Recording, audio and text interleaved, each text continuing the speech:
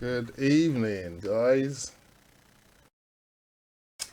How's everyone doing today? Hope you've all had a fantastic start to the week, rolling off the back of a more pleasant weekend.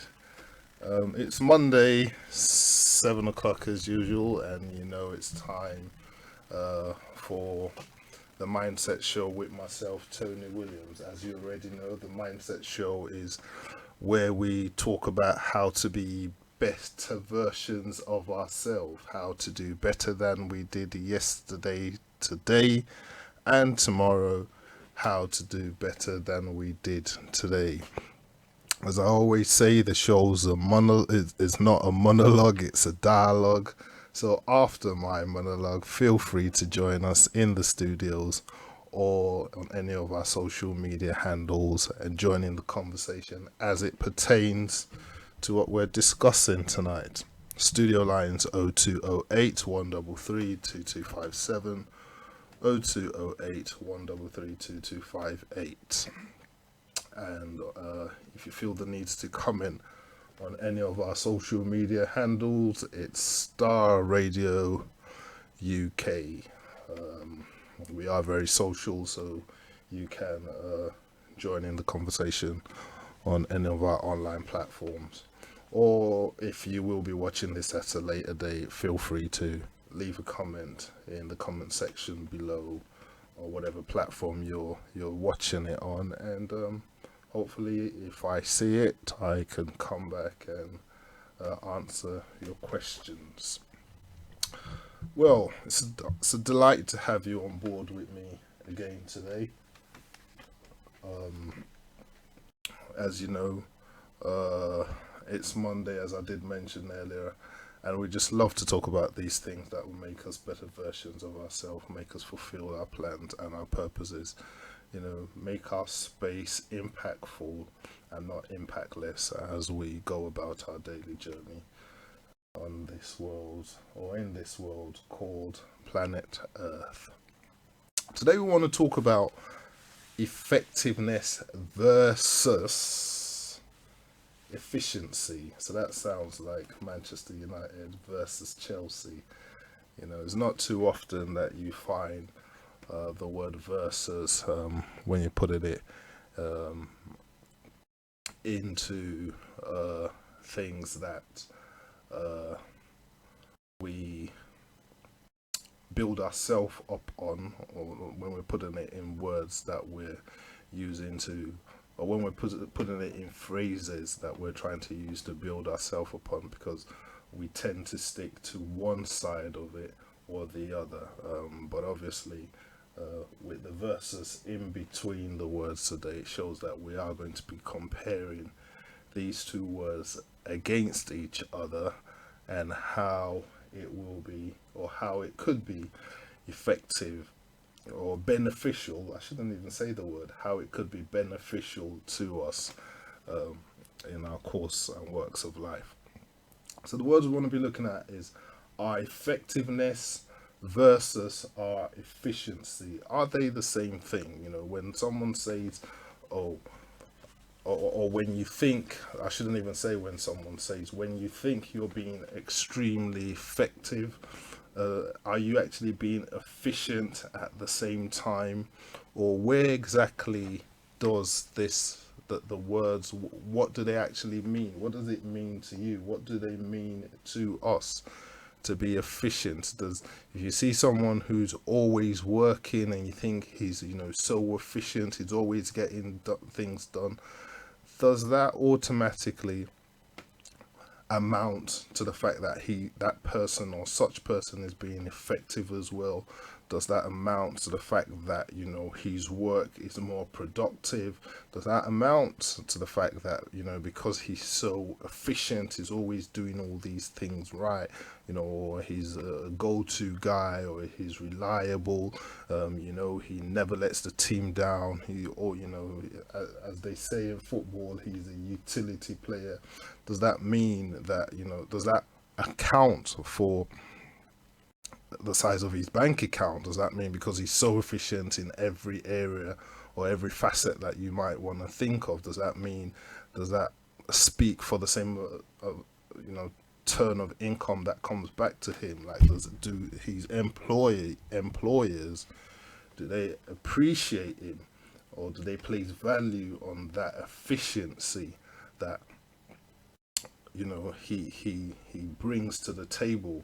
And you know what, you could look at it either way, because even now, just as I'm talking about it, you know, and I'm sort of giving this monologue on it, I think to myself, someone could be efficient, not because they necessarily want to be efficient, but just because their job demands them to be efficient. Because if they don't, you know, if they're not efficient, you know, not necessarily effective, but efficient, you know, then they're gonna get the sack, you know, and that's so, it's so,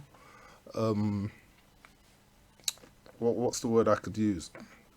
It's so prominent when I sort of look back from the culture that we come from, where labor is in high demand, and you know, people don't employ labor. Whatever it is, you might talk from the house help to the gate man to the carpenter to the cook to the, you know, whatever it is, they don't employ the nanny, whatever it is, they don't employ them because of their effectiveness. They employ them because of their efficiency, and that's because most people that employ labor, back from the side of the world where I come, they just employ labor to exploit labor. You know, to shout at them, to command them, to just, you know, be that authoritarian person voice over them that they're listening to all the time, and to that effect, they don't really care whether, you know, that labor that they, or that person that they've employed, you know, whether that person is effective or not. They just really care about that person being efficient, just being there to do exactly what they say when they want to say it. And you know, the sad thing is, when they're not there to tell that person what to do and that person doesn't do it, then they start screaming off their head because they think he's not effective. But you haven't allowed that person to be effective on the job. You've just allowed him to be efficient, because you've just been that authoritative voice over him, while supervising his job in a way. But for us as individuals, coming back to us after that sort of digression into an unknown world, effectiveness versus efficiency, as far as I'm concerned, both words just simply mean time management. Like it happens, it boils down literally to how we spend our time. You know, we all know that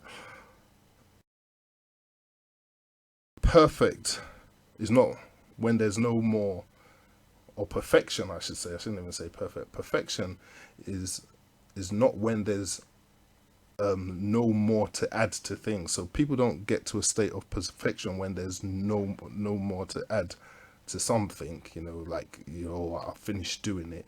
Is literally when there's nothing left to take from it. So you know, so when you look at it, it's when you don't, you know, when you've used that time efficiently, but most importantly, effectively, that's when you begin to see the due results for the sacrifice or the energy or the efforts that you've put into the job.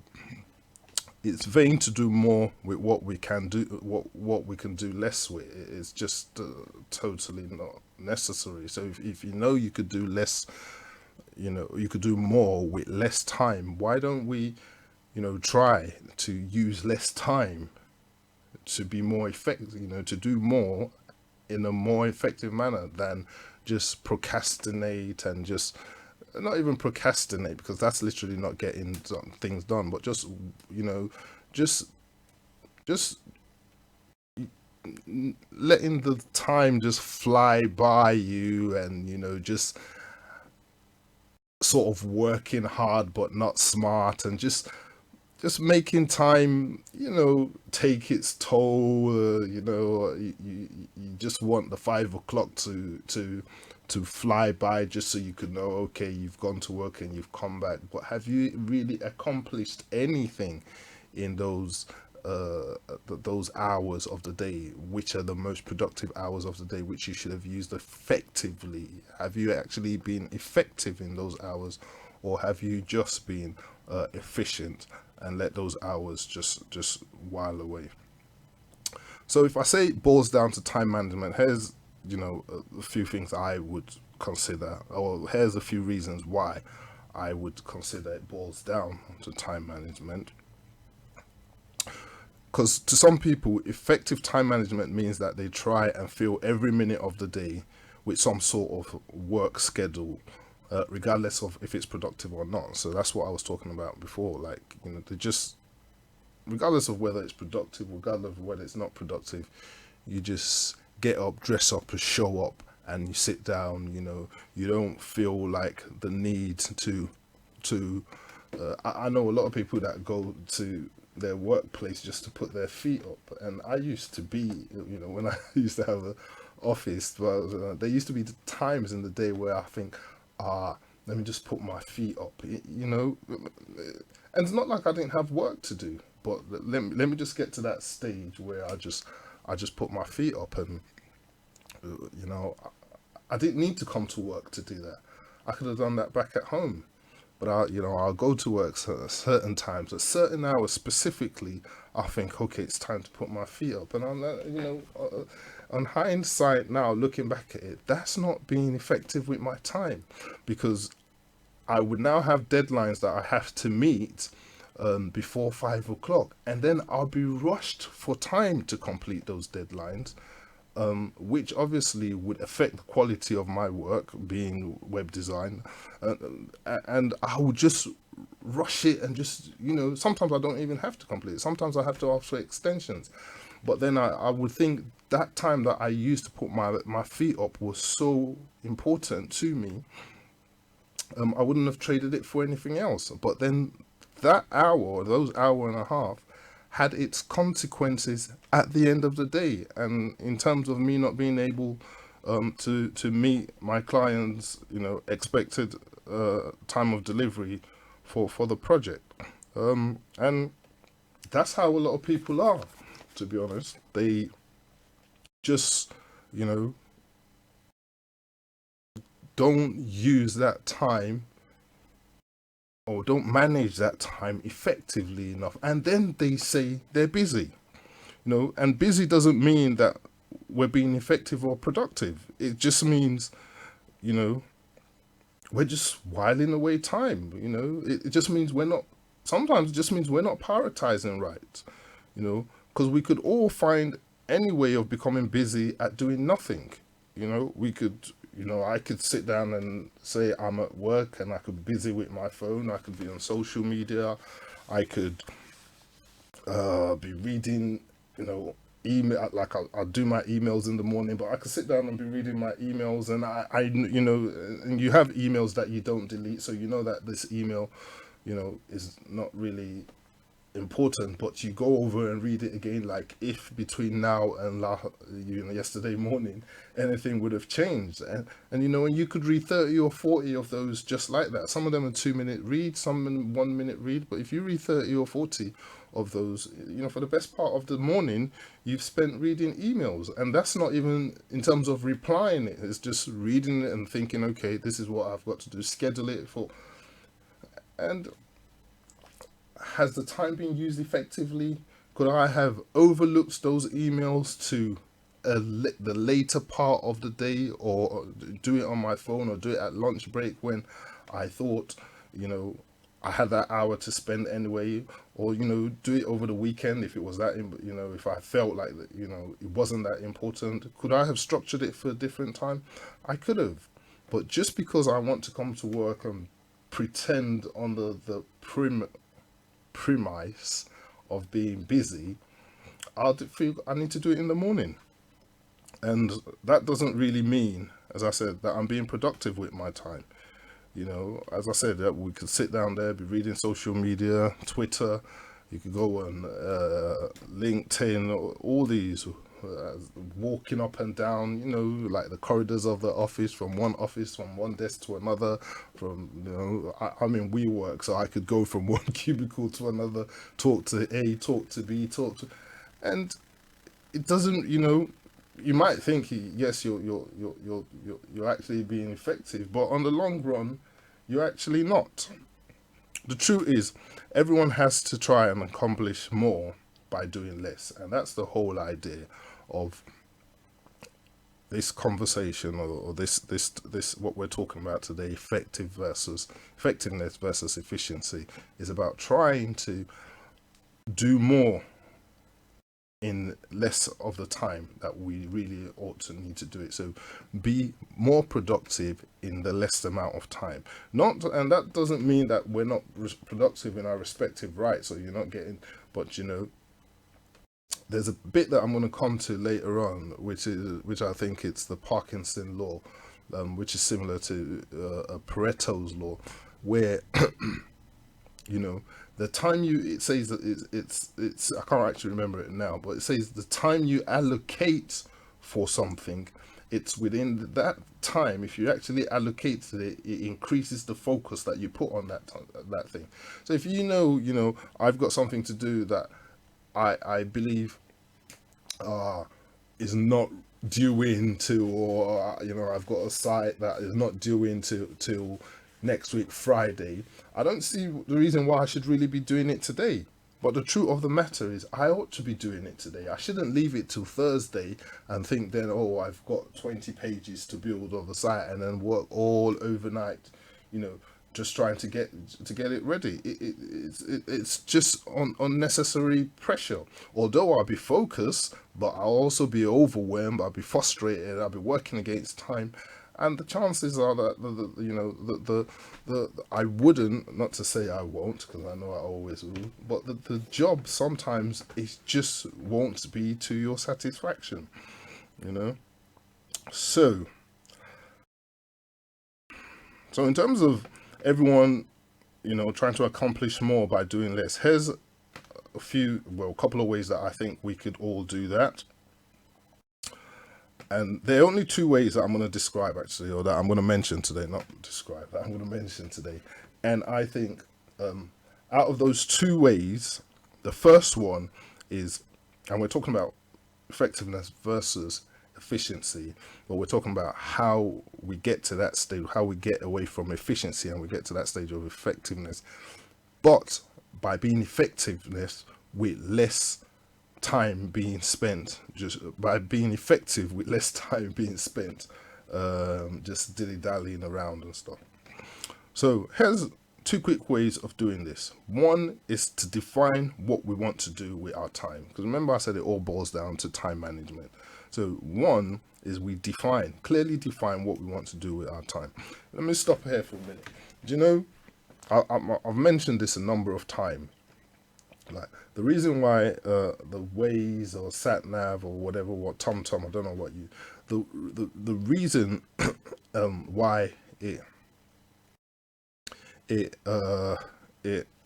it could give you a time from where you set the location to how long it takes you to get to your destination, is because it calculates it backwards. So it signals the destination and then signals the routes and all the other bits that come along with it, and it brings you back to your destination, and it could calculate an estimated time. It doesn't calculate from your destination and then to the route. That's why when things go wrong as you're heading along, the time begins to change, or if there's diversion or traffic or unforeseen situations that happen, or while the time begins to change. That's because it's calculated it from the goal to where you are, and then it's giving you all the routes that you need to take to get to that destination. And if you take those routes and there's no traffic, you will get to that destination. So in the same vein, or in the same way, that's how as individuals, we've got to live. We've got this 24 hours in the day. So if we there we go. If we if we determine to ourselves what we want to do with our time, you know, when we wake up, okay, we've got where we have 24 hours, but I'm not quite sure how many people use that whole 24 hours effectively. Even if it's 10 hours, 12 hours we want to use in that day, and we say, okay, this 12 hours, is exactly what I want to do. We define it clearly that this is what we want to do with our time. You know, as that time ticks along, right? You be under pressure yourself if you're not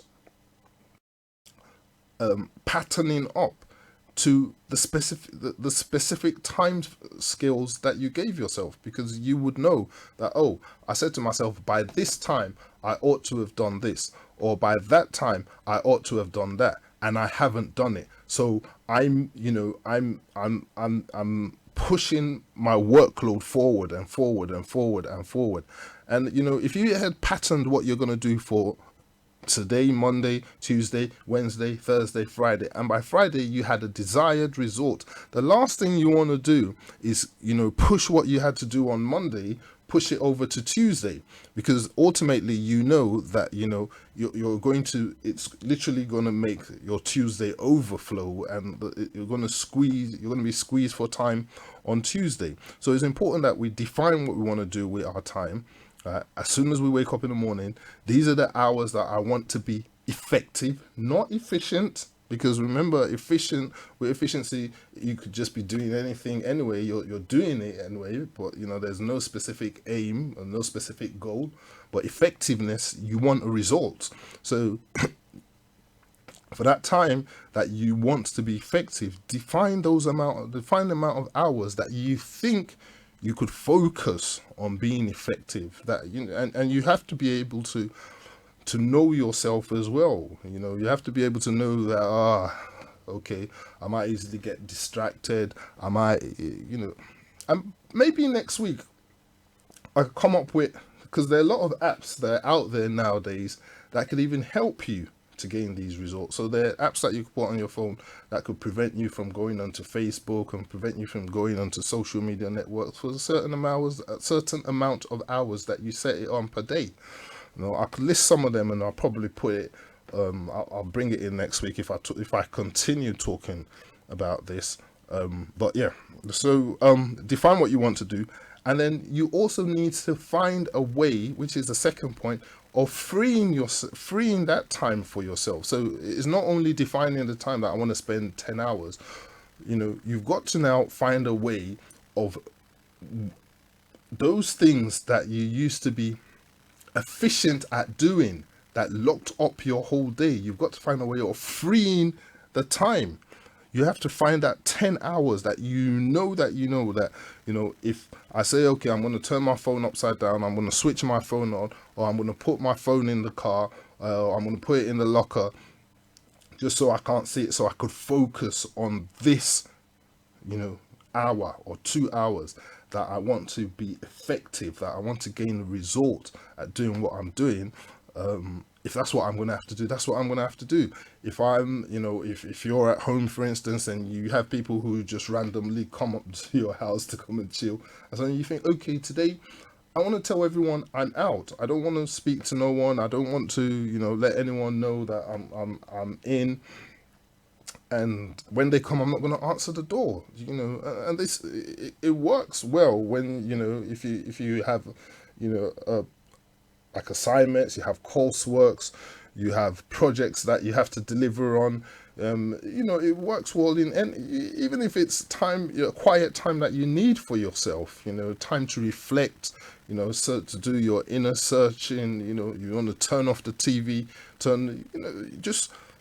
you have to find a way of freeing that time for yourself, because if you don't free that time for yourself, you realize that you'd easily get distracted or drawn back into those things that eat up your time anyway, and the results would ultimately remain the same.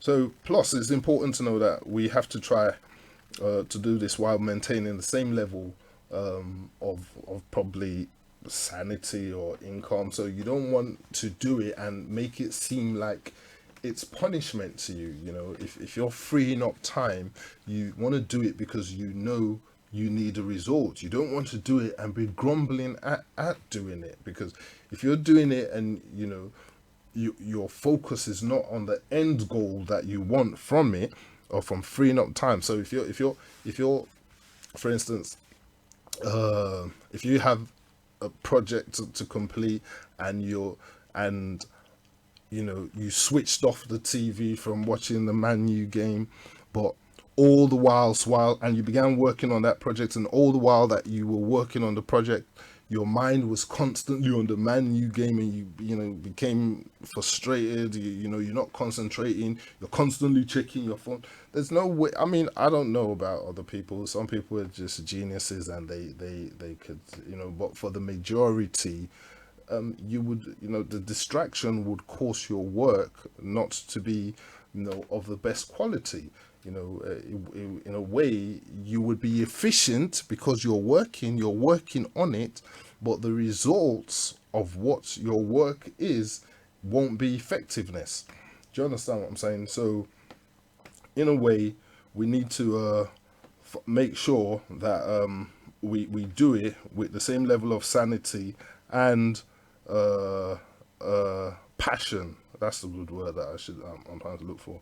Do it with the same level of sanity and passion that we know we need, we want and desire, in order to gain the end result in why we've set aside that time in the first place. So we are talking about effectiveness and efficiency on Star Radio UK.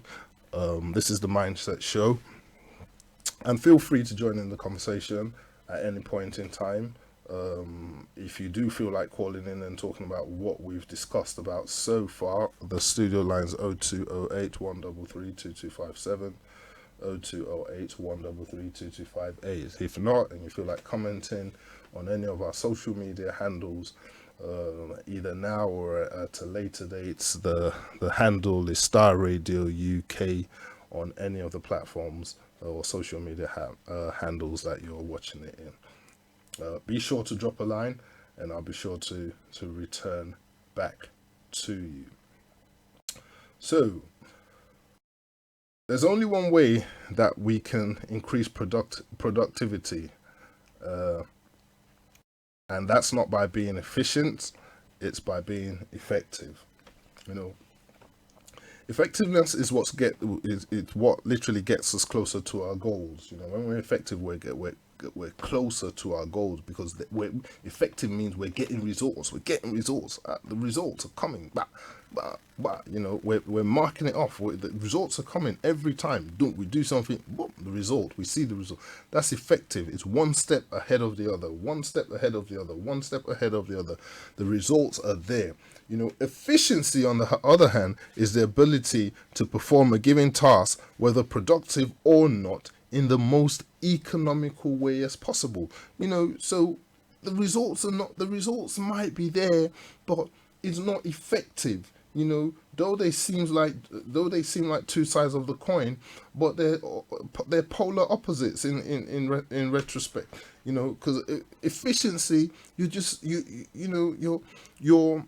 not putting your whole heart into it. You're just doing it for doing sake. There's no passion, there's no fire, there's no desire in it. If the truth be told, you don't really care about the result, because you're just doing it because it's just doing it. There's no urge and will to have a spirit, or to have a spirit of excellence. That's what I was going to say. Or excellence. There's no will to have an excellent spirit. You could care less what the results are on the situation. If it's que sera, whatever will be, will be.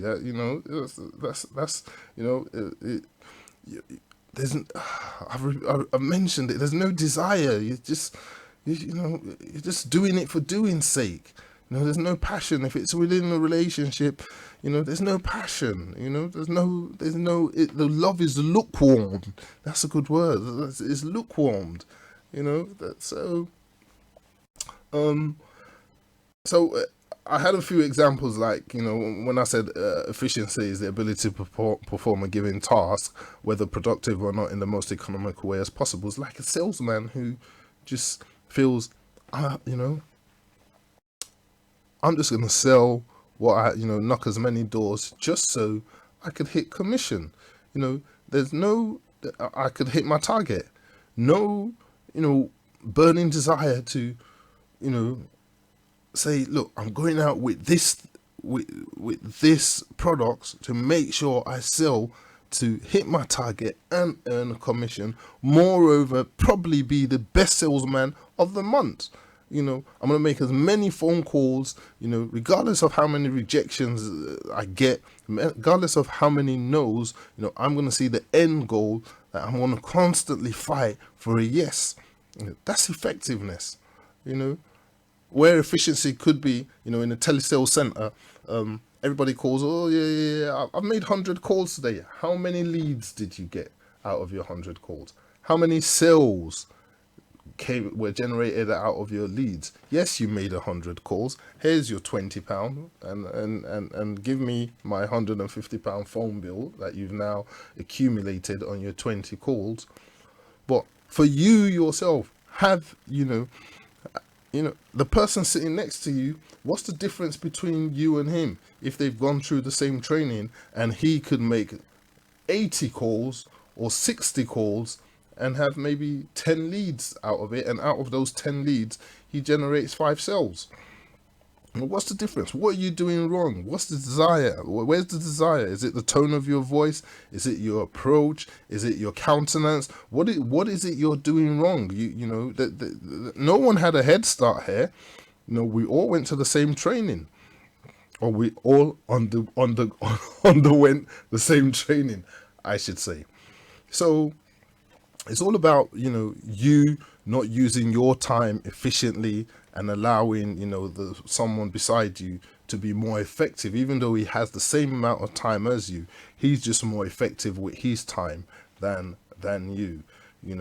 And I also, so that was an analogy of a salesman who just wants to, be commissioned, doesn't care whether, he could, get the award or make more sales or be the best salesman of the month or whatever. As for me, I come from like sort of content creation and web design, I keep on saying, and I see so many people who are digital marketing managers around me, and all they want to do is just, they take their clients they take their clients account, or they take hold or they manage their clients account, and all they just do is just the mediocre stuff, just do the normal Facebook, Instagram, the normal, no one's checking out to see, oh, how could I leverage what I've got, or how could I use different platforms to leverage what I've got more efficiently, so to benefit of my clients. Because if my clients do get more benefit out of these jobs, then obviously I should be getting, more money in return. But they're just happy to have an accumulation of clients' accounts and just do the mediocre stuff for them, and it just and for me, yes, you're efficient, but are you being effective? Are you being effective? Hand that account to somebody else who's going to be effective with it, and both that person and the client would be more happy with the turnover and the outcome, and how their media strategies have been handled and become profitable for them. So for most of us, our general default setting as human beings anyway is to be efficient. So don't hit yourself in the head if I'm talking about effectiveness so much, and I'm just saying, why are you so effective? Why are you our default setting is to be efficient, because anything out of efficient, that normal realm of efficiency, just means our brain has to go out of its comfort zone, and our brain doesn't like, really, as we've spoken about this before in other words, how our brain doesn't like to go out of our comfort zone most of the time.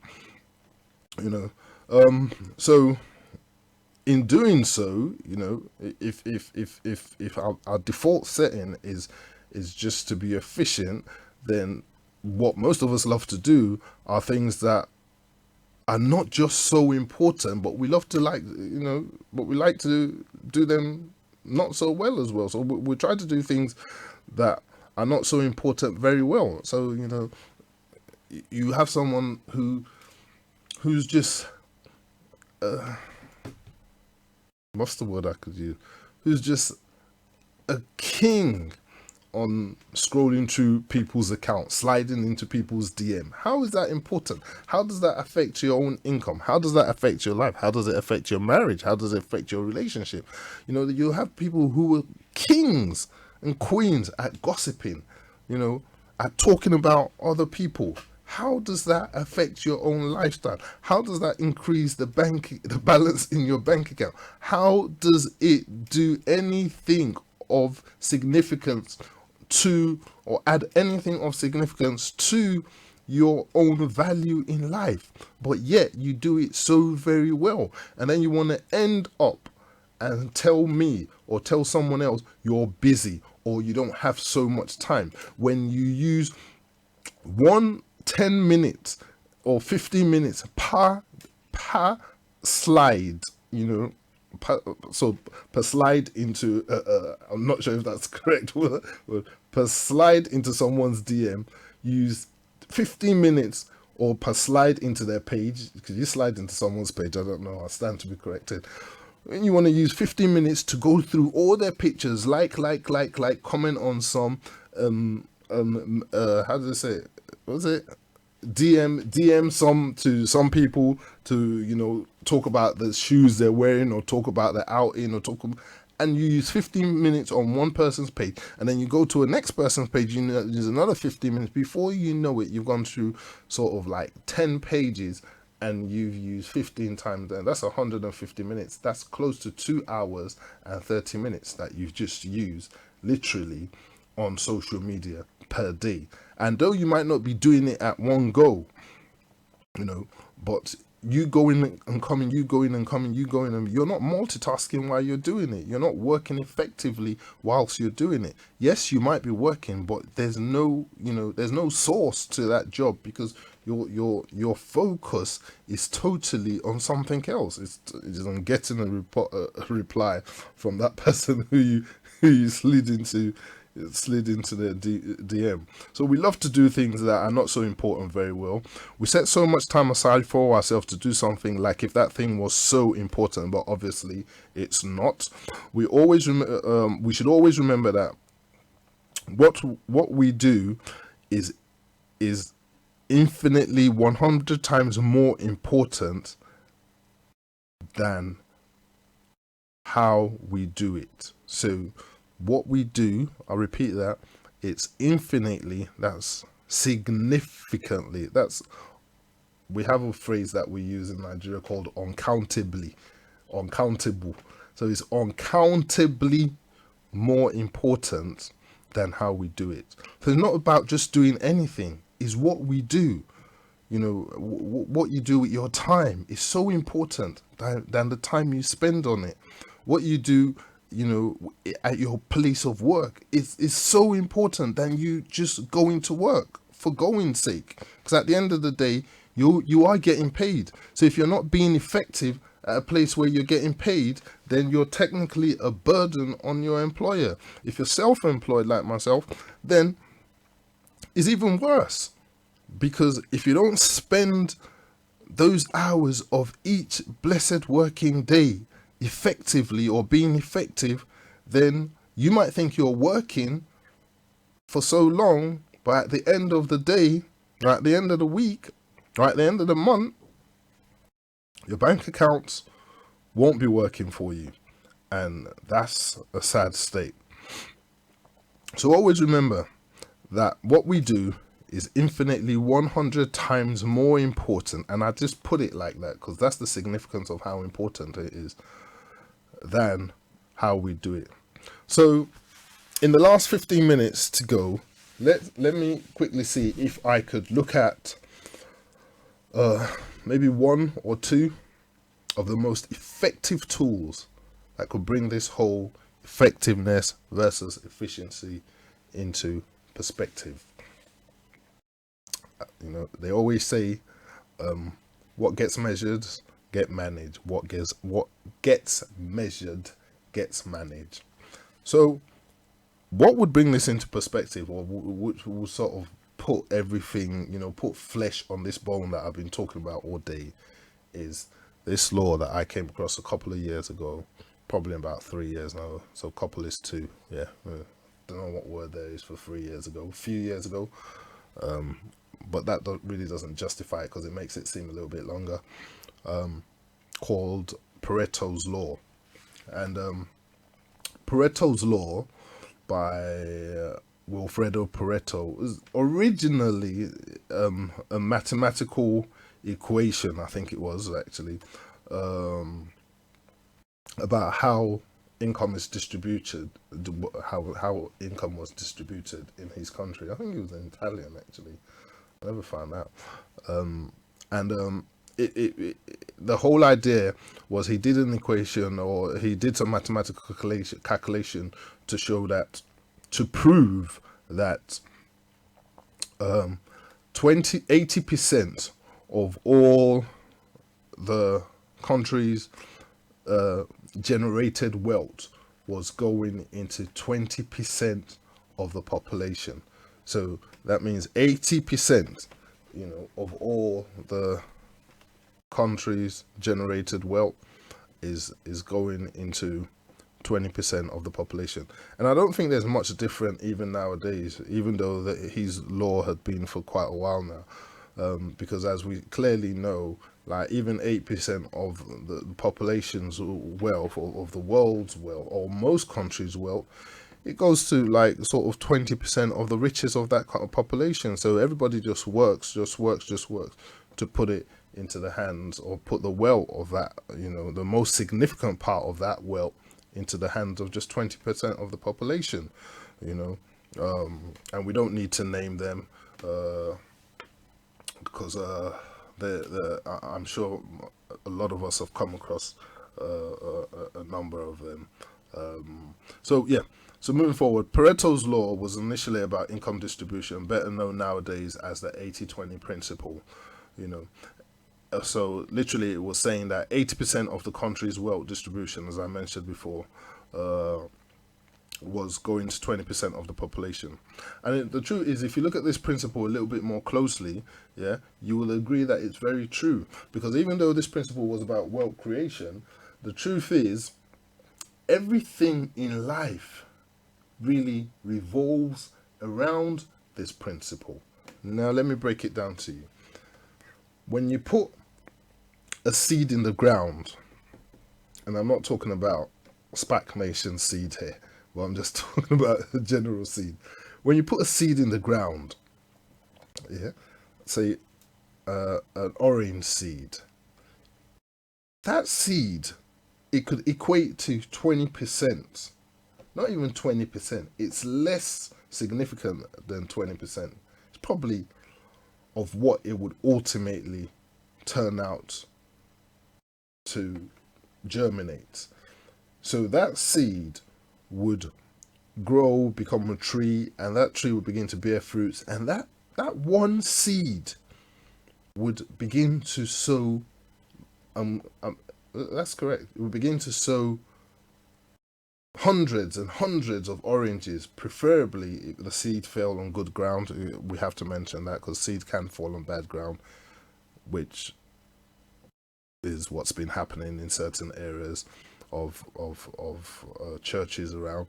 But seed can fall on bad grounds anyway, moving forward. But if it falls on good ground, it will now turn around and be, and when you look at it, that's 20% of seed giving 80%. If you put a grain of corn in the ground, even if it's one, I can't remember what that corn is called now. I can't remember what it's called, but one, I can't remember. When it turns to one, let me use the word maize. When it turns to one corn, big whole corn, the corn that we eat. When you've put one grain of corn in the ground, but you could see around that whole maze, like hundred of corns, made corns, little single corns all around it. You can see it all around it, you know, and that's how it works. So we've got to learn to put less time into our lives in a way that would generate the maximum output. So if we're putting, it's that saying where they say, works don't work hard, work smart. Like, don't just wake up and just exhaust every single hour of the day, that by the time you wake, the time you get in or the time your day ends, it seems like you spent 28 hours out of the 24, and then you still don't have time to have a rest. You sleep and you wake up, and it seems like you've been on a work all day, because your mind is not even at rest. Your mind is just running constant riot all around, the place, and you're literally not giving yourself no rest. So yeah. So if you look at it, as I said, you agree that is quite true. Even a harvest, if you get a harvest in a field, you only put 20% of the of grains there, and it will give you 80% of harvest. If you put 80%, eight, if you put, so another way is 20% of our actions, yeah, it creates 80% of the consequences that we all face in life. I think a lot of us could relate to that. 20%, there's 20% of all that things that we did wrong in life creates lifelong, how do they say, long life lasting effects, to how the rest of our life turns out to be. you know so yeah, 80% of our consequences flows from 20% of our courses. 80% of our results come from 20% of the efforts that we put in it. 80% of our profits comes from 20% of the hours, or the products or the customers that we put in. And the list goes on and on. You could look at stock markets. You realize they put a minimum amount in there to gain a maximum. In other words, the maximum results that they get from whatever effort or whatever action they put in there, it always flows from just a minimal input of whatever source that they've put in there. So why don't we transmute that? You know, why don't we transmute that into our daily life? That's all what this is about. Why can't we learn to transmute that into our daily life? The effectiveness of our time, the time we use. Why can't we, gain, effective out? Why can't we be effective with it? Why can't we pull effectiveness as a source from, in everything that we do, you know. But in order to, some of the reasons why we can't are these two questions, or in order to find out how we do that, is how we sort of have to ask ourselves two questions. And I've got like about 7 minutes left, so I'm going to try and run through it. Ask ourselves two questions, and those two questions, they still run around, or they still, excuse me, they still circle, I beg your pardon, circle around the Pareto's principle, or the Pareto's law. And one of the questions is, what's the 20%, or what 20% of things are we doing that is causing 80% of disruption in our life?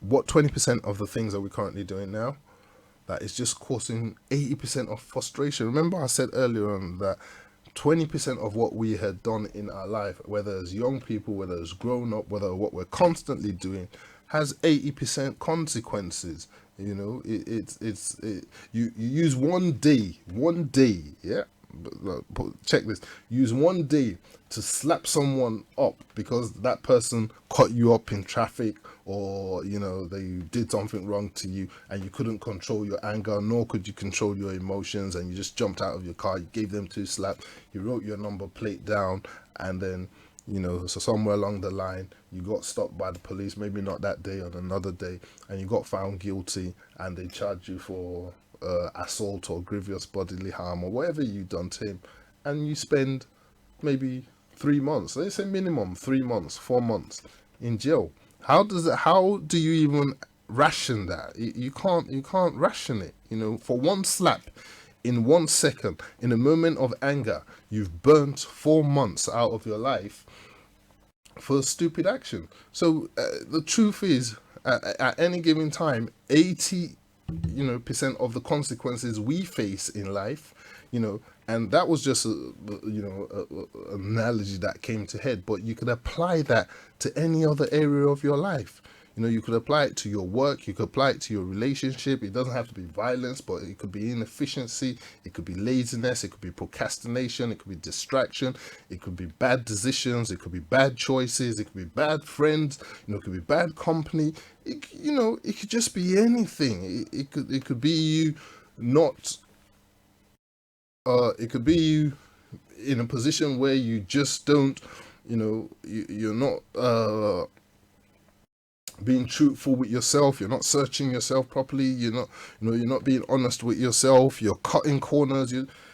The consequences are just down the line, and the consequences will be far more significant than that little time that you spent enjoying and basking in the wrong thing. So the truth is, in order to get to that place where we're more effective in life, we need to ask ourselves those questions, like, what are the 20% of sources that are causing the 80% problem in my life? Because it works both ways. Even though you get the 80% result, the 20% still causes it. But if you could find out what the cause are, and deal with those causes, then you will get to that stage where you will now be getting the 80% benefit off of it. And the second is, which of the 20% of these sources, as I clearly said before, which of the 20% of these sources are resulting in the 80% of my desired outcome? So 120% would be causing you harm, and 120% would be causing you good. You just need to figure out which one it is. And it's not so that you could really chastise yourself and knock yourself on the head or whatever. It's really so you could figure out what your strengths and what your weaknesses are, in those areas. And the ones that you think are weaknesses, you either work on them, and the ones that are your strengths, rather than throw them away or rather than bask in them, you find a way of multiplying them, because you could build on your strength and you could work on your weaknesses. So yeah, that's how that goes. And as I said, it could apply to any area of your life. You could apply to your friends. You could. What are the 80%? What are the 20% of friends that are just always dragging me back, setting me back, making just carrying me to clubs every day and making me fall over myself, and then on Monday morning I can't wake up? Or what are the 20% of friends who are just who are value to my life? All they bring in is value, even at times when it seems like I don't have nothing to add to this relationship. They're just there. These are the people I want to be around, because these are the people, they say iron will sharpen iron. So these are the people that I want to be around, that would ultimately be able to elevate me to the level that I want to be, because they're true to, they carry me up. They don't drag me back. Most of what I've seen that they've brought to my table has been things that brings increase to me mentally, physically, and spiritually. And these are the people that you want to have. As I said, apply it to work, apply it to your health. What's the 20% of foods that you're eating that's causing you 80% of fats, or bad health? Are you constantly, there at McDonald's 247, just so, you could complain that you're overweight? finances, apply it there, relationship, apply it there, work, apply it there. As I said, the goal is to highlight the weaknesses and efficiencies so you can strengthen them and figure out your strengths so that you can multiply them. The result of this fat cutting exercise can be amazing and life changing. I can tell you that for sure. I would really love to go on, but I probably might have to stop on this note. But here's a few things that I'm just going to say. The primary goal of this whole thing should be to examine our maximum from our minimum efforts. Focus on alternative ways of leveraging on things that are just drawing us back. Or things that are not, making us the best version of ourselves. We also have to know that being overwhelmed is as important as getting nothing done. So obviously, if you're being efficient, all the time, you're just actually being overwhelmed and you're not getting nothing done.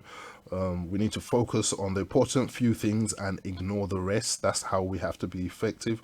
We need to identify what pulls the most weight in our life. We literally have to, and deal with those, run with those things that, carry the most weight in our life, or that will give us the most rewarding. Run with those things. The ones that are not, just leave it aside. Literally throw them on the wall, and see what sticks. Find ways of how to stop spending time on nonsense. Never feel there's not enough hours in the day, as we all always feel. As we always know, that we all of us, every single one of us has 24 hours in a day, and I hope we could all use it efficiently and effectively, to our own advantage as best as we possibly could. On that note, I want to say have a fantastic weekend, fantastic week ahead. It sounded like weekend, but I meant week ahead. Until we meet again next week, same place, same time, from myself and the studios of Starr Radio, I want to say good night and God bless.